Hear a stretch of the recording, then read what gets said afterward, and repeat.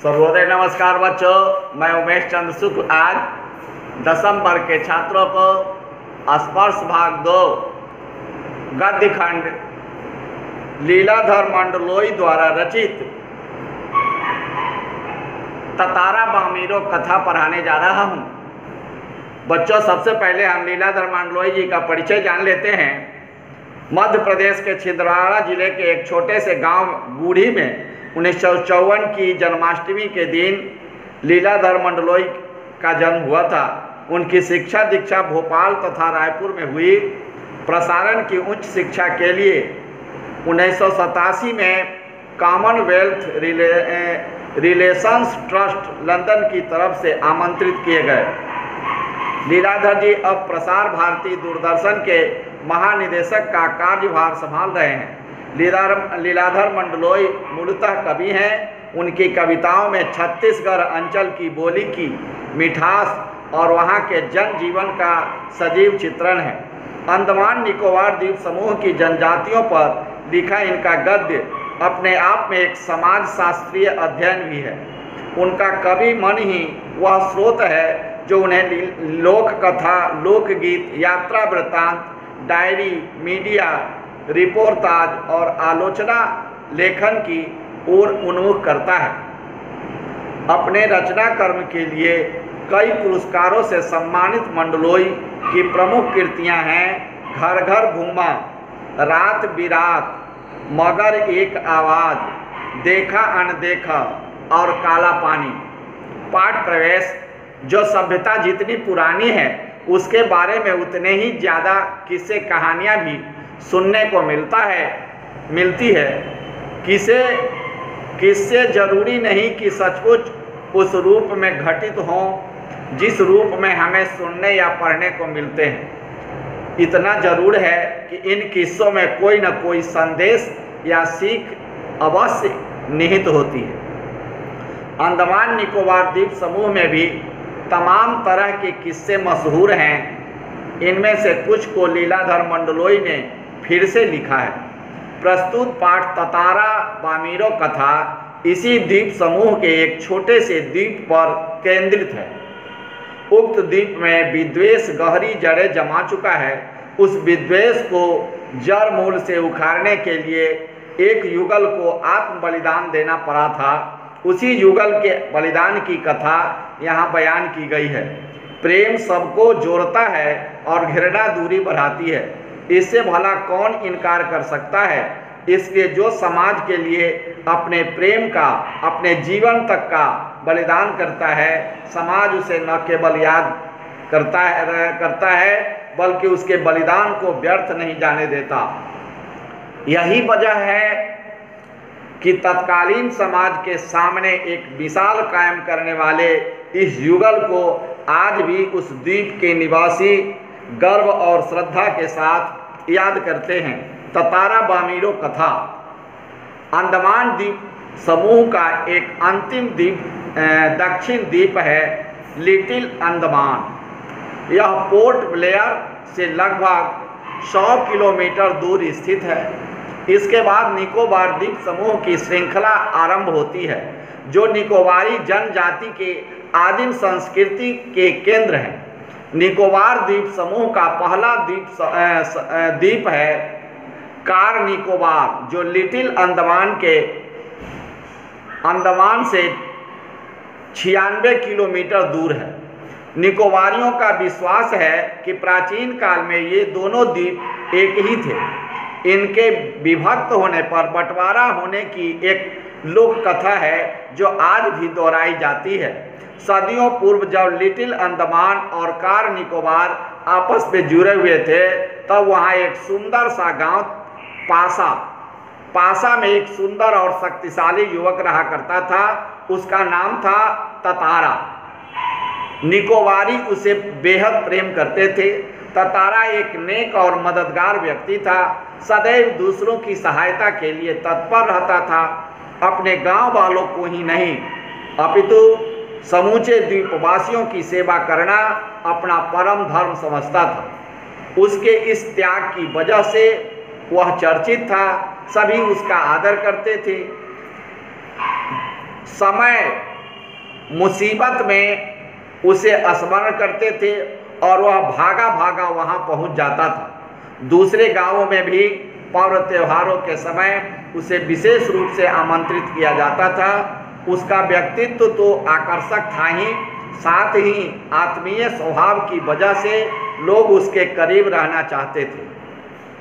पारंपरिक पोशाक के साथ वह अपने कमर में सदैव एक लकड़ी की तलवार बांधे रहता था। लोगों का मत था कि लकड़ी के होने के बावजूद भी उस तलवार में अद्भुत दैवीय शक्ति थी। ततारा अपनी तलवार को कभी अलग नहीं होने देता, उसका दूसरों के सामने उपयोग भी न करता, किंतु उसके चर्चित साहसिक कारनामों के कारण लोग बाघ तलवार में अद्भुत शक्ति का होना मानते थे। ततारा की तलवार एक विलक्षण रहस्य थी। एक शाम ततारा दिन भर के अथक परिश्रम के बाद समुद्र के किनारे टहलने के लिए निकला। सूरज समुद्र से लगे क्षितिज तले डूबने को था। समुद्र से ठंडी बयारें आ रही थी। पक्षियों की सायंकालीन चहचहाहटें धीरे धीरे क्षीण होने को थी। उसका मन शांत था, विचार में डूबा हुआ था। ततारा समुद्री बालू पर बैठकर सूरज की अंतिम रंग बिरंगी किरणों को समुद्र पर निहारने लगा। तभी कहीं पास से उसे मधुर गीत गूंजता हुआ सुनाई दिया। गीत मानो बहता हुआ उसकी तरफ आ रहा हो। बीच बीच में लहरों का संगीत सुनाई देता। गायन इतना प्रभावी था कि वह अपनी सूझ बूझ खोने लगा, होश खोने लगा। लहरों के एक प्रबल वेग ने उसकी तंद्रा भंग की। चैतन्य होते ही वह उधर बढ़ने को विवश हो उठा जिधर से संगीत के स्वर अब भी प्रस्फुटित हो रहे थे। वह विकल होकर व्याकुल सा उस तरफ बढ़ता गया। अंततः उसकी नज़र एक युवती पर पड़ी जो ढलती हुई शाम के सौंदर्य में बेसुध एकटक समुद्र की देह पर डूबते आकर्षक रंगों को निहारते हुए गा रही थी। यह एक श्रृंगार गीत था। उसे ज्ञात ही न था, उसे मालूम ही न हो सका कि कोई अजनबी युवक उसे निःशब्द ताके जा रहा है, देखे जा रहा है। एकाएक उसकी नज़र लहर उठी और उसे भिगो गई। वह हड़बड़ाहट में गाना भूल गई। उसके पहले कि वह सामान्य हो पाती, उसने अपने कानों में गूंजती गंभीर आकर्षक आवाज़ सुनी। तुमने एकाएक इतना मधुर गाना अधूरा क्यों छोड़ दिया? ततारा ने विनम्रतापूर्वक कहा। अपने सामने एक सुंदर युवक को देखकर वह विस्मित हुई। उसके भीतर किसी कोमल भावना का संचार हुआ, किंतु अपने को संयत करके उसने बेरुखी के साथ जवाब दिया, पहले बताओ तुम कौन हो? इस तरह मुझे घूरने का और असंगत प्रश्न करने का अपने गांव के अलावा किसी और युवक के प्रश्नों का उत्तर देने को मैं बाध्य नहीं हूँ, यह तुम भी जानते हो। ततारा मानो सुध बुध खोए हुए था। जवाब देने के स्थान पर उसने पुनः अपना प्रश्न दोहराया, तुमने गाना क्यों रोक दिया? गाओ, गीत पूरा करो। सचमुच तुमने बहुत सुरीला कंठ पाया है। यह तो मेरे प्रश्न का उत्तर न हुआ, युवती ने कहा। सच बताओ तो तुम कौन हो? लपाती गांव में तुम्हें कभी नहीं देखा। ततारा मानो सम्मोहित था। उसके कानों में युवती की आवाज़ ठीक से पहुंच न सकी। उसने पुनः विनय की, तुमने गाना क्यों रोक दिया? गाओ ना। युवती झुंझला उठी। वह कुछ और सोचने लगी। अंततः उसने निश्चय पूर्वक एक बार पुनः लगभग विरोध करते हुए कड़े स्वर में कहा, ठीठता की हद है। मैं जब से परिचय पूछ रही हूँ और तुम बस एक ही राग आलाप रहे हो, गीत गाओ, गीत गाओ। आखिर क्यों? क्या तुम्हें गांव का नियम नहीं मालूम? इतना बोलकर वह जाने के लिए तेजी से मुड़ी। ततारा को मानो कुछ होश आया। उसे अपनी गलती का एहसास हुआ। वह उसके सामने रास्ता रोककर मानो गिड़गिड़ाने लगा, मुझे माफ़ कर दो। जीवन में पहली बार मैं इस तरह विचलित हुआ हूँ। तुम्हें देखकर मेरी चेतना लुप्त हो गई थी। मैं तुम्हारा रास्ता छोड़ दूंगा, बस अपना नाम बता दो। ततारा ने विवशता में आग्रह किया। उसकी आंखें युवती के चेहरों पर केंद्रित थी। उसके चेहरे पर सच्ची विनय थी। बामीरो, एक रस घोलती आवाज उसके कानों में पहुंची। बामीरो, बामीरो, वाह कितना सुंदर नाम है, कल भी आओगी ना यहाँ? ततारा ने याचना भरे स्वरों में कहा। नहीं, शायद कभी नहीं, बामीरो ने बेमन से कहा और झटके से लपाती की तरफ बेसुध सी दौड़ पड़ी। पीछे ततारा के बाग की गूंज रहे थे। बामीरो, मेरा नाम ततारा है, कल मैं इसी चट्टान पर प्रतीक्षा करूंगा, तुम्हारी बाट जोहूंगा, जरूर आना। बामीरो रुकी नहीं, भागती हुई गई। ततारा उसे जाते हुए निहारता रहा। बामीरो घर पहुंचकर भीतर ही भीतर कुछ बेचैनी महसूस करने लगी।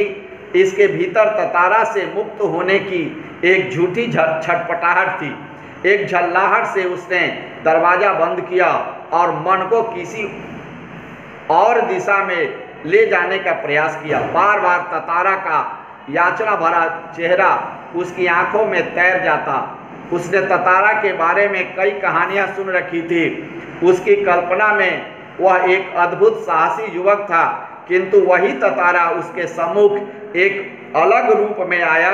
सुंदर, बलिष्ठ, किंतु बेहद शांत, सभ्य और भोला। उनका व्यक्तित्व कदाचित वैसा ही था जैसा वह अपने जीवन साथी के बारे में सोचती रही थी, किंतु एक दूसरे गांव के युवक के साथ वह संबंध परंपरा के विरुद्ध था। अतएव उसने उसे भूल जाना ही कल्याणकारी समझा। किंतु यह असंभव जान पड़ा। ततारा बार बार उसकी आंखों के सामने था, अपलक याचक की तरह प्रतीक्षा में डूबा हुआ। किसी तरह रात बीती, दोनों के हृदय व्यथित थे। किसी तरह आँच रहित एक ठंडा और उबाऊ दिन गुजरने लगा। शाम की प्रतीक्षा थी। ततारा के लिए मानो पूरे जीवन की अकेली प्रतीक्षा थी। उसके गंभीर और शांत जीवन में ऐसा पहली बार हुआ था। वह आश्चर्यचकित था, साथ ही रोमांचित भी। दिन ढलने के काफी पहले वह लपाती की उस समुद्री चट्टान पर पहुंच गया। बामीरो की प्रतीक्षा में एक एक पल पहाड़ की तरह भारी। उसके भीतर एक आशंका भी दौड़ रही थी। अगर बामीरो न आई तो वह कुछ निर्णय नहीं कर पा रहा था, सिर्फ प्रतीक्षारत था। बस आस की एक किरण थी जो समुद्र की देह पर डूबती किरणों की तरह कभी भी डूब सकती थी। वह बार बार लपाती के रास्ते पर नजरें दौड़ाता। सहसा नारियल के झूरमुट में उसे एक आकृति कुछ साफ हुई, कुछ और। उसकी खुशी का ठिकाना न रहा। सचमुच वह बामीरो थी, लगभग जैसे वह घबराहट में थी। वह अपने को छुपाते हुए बढ़ रही थी, बीच बीच में इधर उधर दृष्टि दौड़ा रही थी। फिर तेज कदमों से चलती हुई ततारा के सामने आकर ठिठक गई। दोनों शब्दहीन थे। कुछ था जो दोनों के भीतर चल रहा था। एकटक निहारते हुए वे जाने कब तक खड़े रहे। सूरज समुद्र की लहरों में कहीं खो गया था। अंधेरा बढ़ रहा था। अचानक बामीरो कुछ सचेत हुई और घर की तरफ दौड़ पड़ी। ततारा अब भी वहीं खड़ा था, निश्चल और शब्दहीन भाव से। दोनों रोज उसी जगह पहुंचते और मूर्तिवत एक दूसरे को अपलक दृष्टि से देखते रहते। बस भीतर समर्पण था जो अनवरत लगातार गहरा रहा था।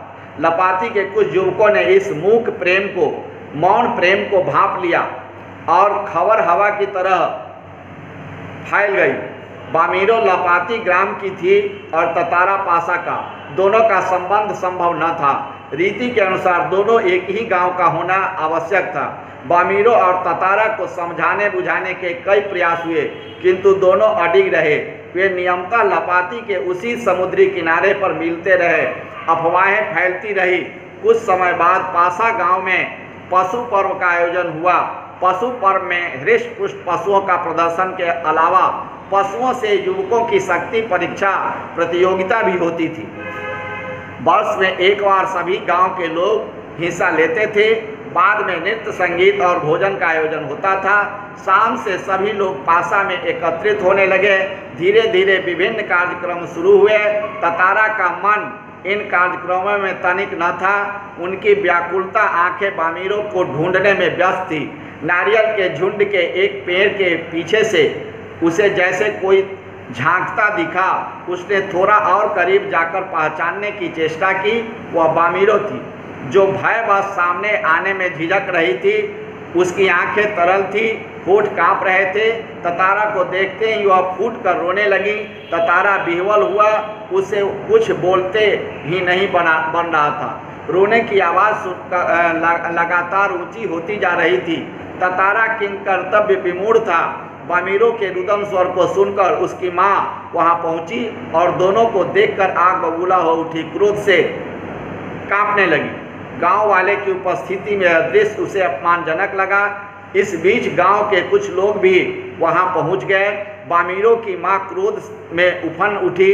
उसने ततारा को तरह तरह से अपमानित किया। गांव के लोग भी ततारा के विरोध में आवाज़ें उठाने लगे। यह ततारा के लिए असहनीय था। बामीरों अब भी रोए जा रही थी। ततारा भी गुस्से से भर उठा।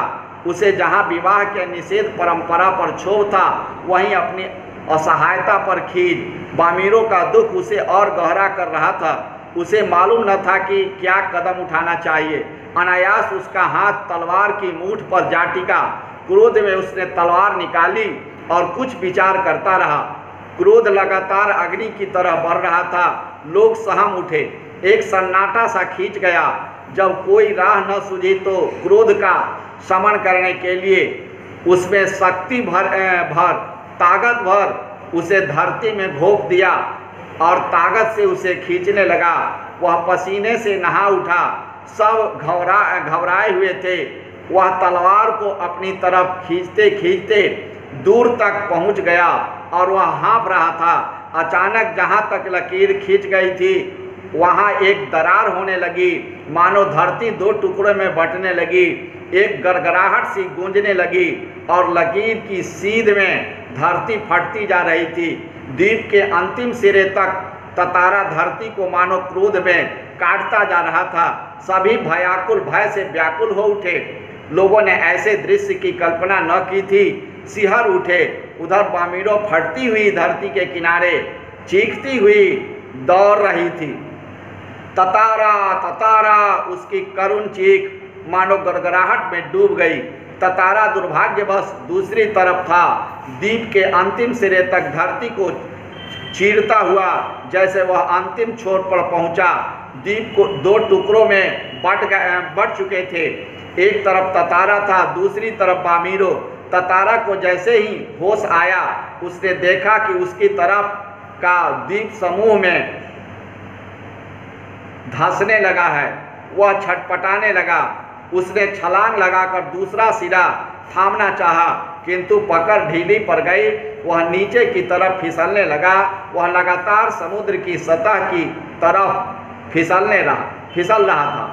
उसके मुंह से सिर्फ एक ही चीख उभर कर डूब रही थी, बामीरो बामीरो। उधर बामीरो भी ततारा ततारा पुकार रही थी। ततारा लहूलुहान हो चुका था। वह अचेत होने लगा और कुछ देर बाद उसे होश नहीं रहा कि वह कटे हुए द्वीप के अंतिम भूखंड पर पड़ा हुआ था, जो कि दूसरे हिस्से से संयोगवश जुड़ा था।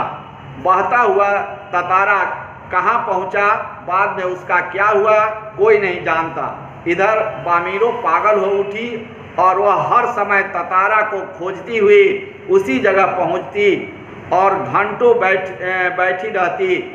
उसने खाना पीना छोड़ दिया।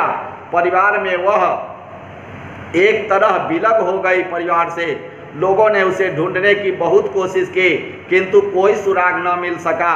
आज न ततारा है न बामीरो, किंतु उनकी यह प्रेम कथा घर घर में सुनाई जाती है। निकोबारियों का मत है कि ततारा की तलवार से कार निकोबार के जो टुकड़े हुए हैं उसमें दूसरा लिटिल अंडमान है जो कार निकोबार से आज 96 किलोमीटर दूर स्थित है। निकोबारी इस घटना के बाद दूसरे गांव में भी आपसी वैवाहिक संबंध करने लगे। ततारा बामीरों की त्यागमयी मृत्यु शायद इसी सुखद परिवर्तन के लिए थी। लेखक बताते हैं कि ततारा की तलवार से कार निकोबार के टुकड़े होने पर लिटिल अंडमान का जन्म हुआ। यह भूभाग कार निकोबार से 96 किलोमीटर की दूरी पर स्थित है। अंडमान द्वीप समूह का अंतिम दक्षिणी द्वीप है। आज ततारा और बामीरो नहीं है, लेकिन अंडमान में उनकी प्रेम कथा घर घर सुनाई जाती है। धन्यवाद बच्चों, आप स्वस्थ रहें। आपको ततारा बामीरो कथा का प्रश्नोत्तर भेज दिया गया है। आप उसे अभ्यास पुस्तिका में उतारें और याद करें। स्वस्थ रहें, सुखी रहें।